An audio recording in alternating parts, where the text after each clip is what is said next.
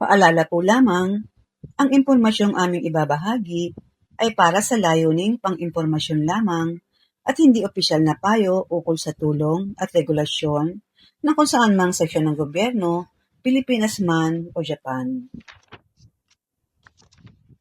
Paano maiiwasan ang identity theft at online fraud ng mga OFW sa Japan at ibang bansa?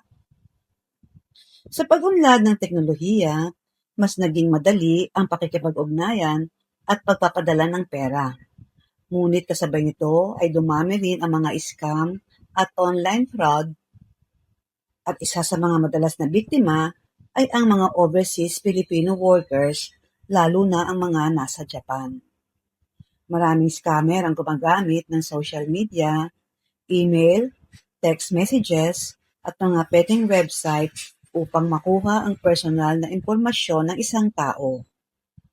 Kapag nakuha nila ang impormasyong ito, maaari nila itong gamitin sa panloloko, pangungutang gamit ang pangalan ng biktima, o pagnanakaw ng pera sa bank account.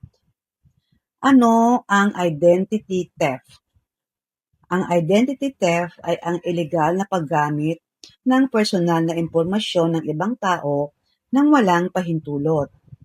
Maaaring nakawin ang buong pangalan, ang iyong birthday, passport number, Sayo card number, my number card information, bank account, ATM details, credit card, email, Facebook account, Messenger, Line account, OTP, at verification code.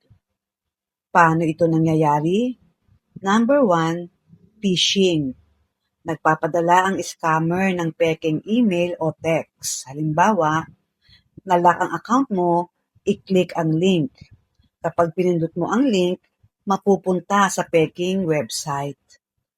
Number 2, fake immigration website. May mga gumagawa ng website na kahawig ng immigration ng Japan. Kapag inilagay mo ang iyong impormasyon, mapupunta ito sa scammer. Number 3, fake bank SMS. Halimbawa, Mitsubishi UFJ Bank. Your account will be suspended. Ito pala ay scam lamang. Number 4, fake delivery notice. Maraming natatanggap na text na kunwari ay mula sa courier. Kapag pinindot ang link, maaaring manakaw ang impormasyon ng cellphone. Number 5, Facebook. Ito ang marketplace scam. Nagpapanggap na buyer. Humihingi ng OTP, QR code, at bank details. Bakit target ang OFWs?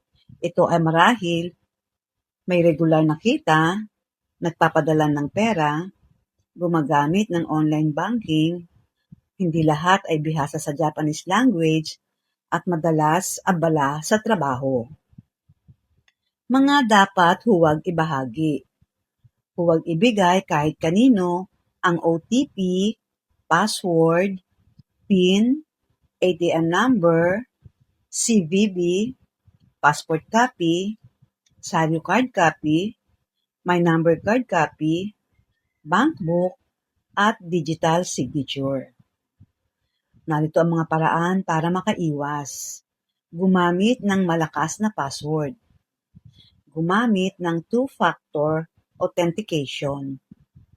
Huwag pindutin ang kahina-hinalang link. I-double check ang website. Mag-update ng cellphone at computer. Gumamit ng antivirus. Huwag mag-login gamit ang public wifi.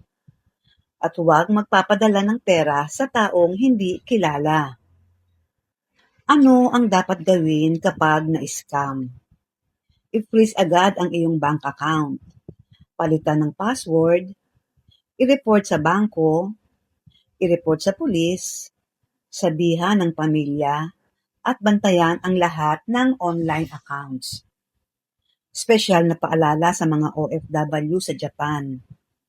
Mag-ingat sa mga nagpapanggap na mula sa immigration, sa bangko, sa courier, sa tax office, sa City Hall, embassy, at recruitment agency.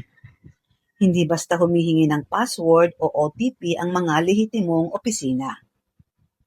Sa kabuuan, ang identity theft ay isa sa pinakamabilis na lumalaking uri ng cybercrime sa buong mundo. Hindi ito namimili ng biktima. Anumang edad o propesyon ay maaaring maloko kung hindi magiging maingat. Para sa mga OFW, ang kanilang personal na impormasyon ay kasing halaga ng kanilang kinikita.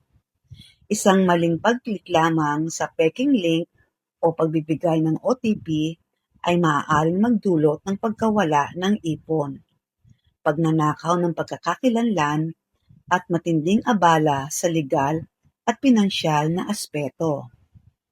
Ang pinakamahusay na depensa laban sa online fraud ay ang tamang kaalaman, pagiging mapanuri at pag-iingat sa bawat transaksyon. Sa pamamagitan ng pagprotekta sa sariling impormasyon at pagberipika sa bawat mensahe o website, maiiwasan ang karamihan sa mga panloloko. Tandaan, mas mabuting mag-ingat kaysa magsisi sa huli. Disclaimer lamang po, ang lahat ng impormasyong binahagi ay para sa layuning pang-impormasyon lamang at hindi garantisadong kumpleto o laging updated. Ito ay maaaring magbago ng walang paunang abiso. Ang creator ay hindi mananagot sa anumang direkta o hindi direktang epekto na maaaring magmula sa paggamit o interpretasyon ng impormasyong ito. Sa pangwakas, umaasa po kami na nakatulong ang impormasyong ito bilang gabay. Para sa pinakabagong update at opisyal na detalye, makabubuting i-verify pa rin sa tamang ahensya o awtoridad. Marami pong salamat.